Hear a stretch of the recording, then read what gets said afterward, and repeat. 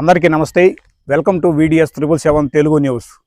గ్రీవెన్స్లో స్వీకరించిన అర్జీలకు సత్వర పరిష్కారాలు అందించాలి లేదా పరిష్కార మార్గాలు చూపించాలి, లేదంటే మీపై చర్యలు తప్పవన్న అన్నమయ్య జిల్లా కలెక్టర్ శ్రీధర్ చామకూరి. దీనితో పాటు మామిడికాయల రైతులకు VROలు అందుబాటులో ఉండాలని, ఉన్నటువంటి మిల్లును ఎప్పటికప్పుడు సందర్శిస్తూ రైతుల యొక్క సమస్యల పరిష్కారానికి కృషి చేయాలని VROలను ఆదేశించారు కలెక్టర్ శ్రీధర్ చామకూరి.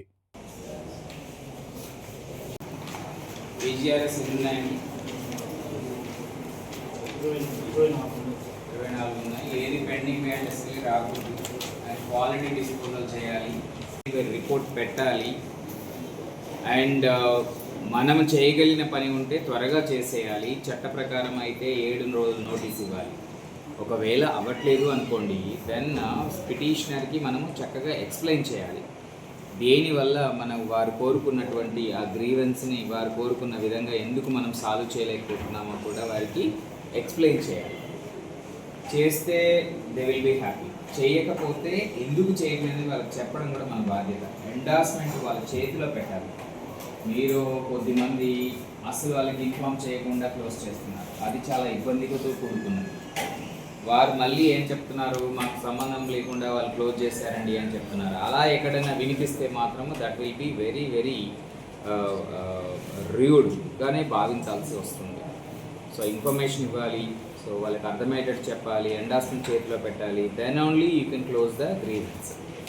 సో వాళ్ళకి కోర్టు పరిధిలో ఉందనుకోండి, వాళ్ళకి ఎక్స్ప్లెయిన్ చేయాలి కోర్టు పరిధిలో ఉంది, లేదా ROR కోర్టు నడుస్తుంది, అది వాళ్ళకి ఎక్స్ప్లెయిన్ చేయాలి. ఏదైనా సివిల్ వివాదం ఉంది, దాంట్లో మనం తలదూర్చుకోకూడదు, సో అది వాళ్ళకి ఎక్స్ప్లెయిన్ చేయాలి. ఇట్ ఈజ్ మా పరిధిలో లేదు అనేది కూడా వాళ్ళకి తెలియచెప్పే చూడాలి. బాగా పరిష్కారాలు ఉంటాయి ఫ్యామిలీ మధ్యన, అవి కూడా అవనప్పుడు మనము దాంట్లో మనం పెద్దగా చేయగలిగింది కూడా ఏమీ ఉండదు. సో లైక్ దట్ ఈ ఇష్యూస్ అన్నీ కూడా వాళ్ళకి ఎక్స్ప్లెయిన్ చేస్తే మోస్ట్ ఆఫ్ ద టైమ్స్ వాళ్ళకి సాటిస్ఫాక్షన్ కూడా పెరుగుతూ ఉంటుంది. సో మనము గ్రీవెన్స్ను అడ్రస్ చేయడమే కాదు, అడ్రస్ చేయలేని వాటిలో కూడా మనము ఆ విధంగా చేస్తే సిటిజన్స్ విల్ సాటిస్ఫై. ఓకే, వాళ్ళ పరిధిలో ఉన్నది చేయగలిగారు, వాళ్ళ పరిధిలో ఉన్నది సో అండ్ సో రీజన్స్ వల్ల చేయట్లేదు అనేది కూడా వాళ్ళకి తెలిసి వస్తుంది.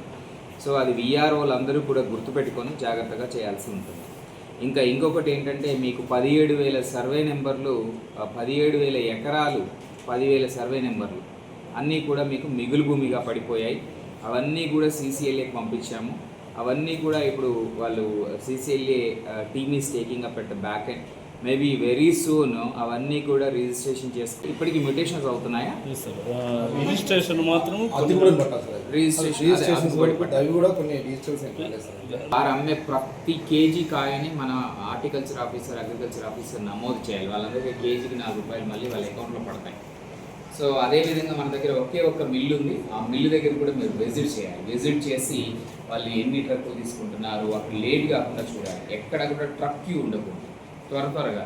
సో ఆ విధమైన హెల్ప్ మనం చేయాలి. నేను పోయిన తహసీల్దార్ కూడా చెప్పాను, 2 VROలను అక్కడే పెట్టమన్నాను. ఎవరా 2 VRO? ఏదైనా మీటింగ్ ఉంటారండి, కానీ అదర్వైజ్ మీరు అక్కడే ఉండాలా. మీరు అక్కడ చేయాల్సింది ఒకటే, మిల్లు దగ్గర త్వరగా అన్లోడ్ అవ్వాలి. అర్థమైందా?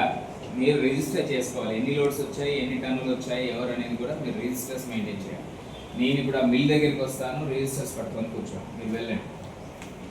ప్రతి వెన్యూలో కూడా యోగాంధ్రకు సంబంధించి యోగా ట్రైనింగ్ ప్రతిరోజు జరగాలి. ఈ వచ్చే 3 రోజుల పాటు స్కూళ్ళల్లో మధ్యాహ్నము పూట అండ్ మిగతా టైముల్లో మిగతా ఎంప్లాయీస్కి అనుకూలంగా వాళ్ళకి ట్రైనింగ్ ఇవ్వాలి. ఇచ్చిన తర్వాత సో మనము 21వ తారీఖు మాస్ ప్రోగ్రామ్కి మనం సిద్ధంగా ఉండాలి.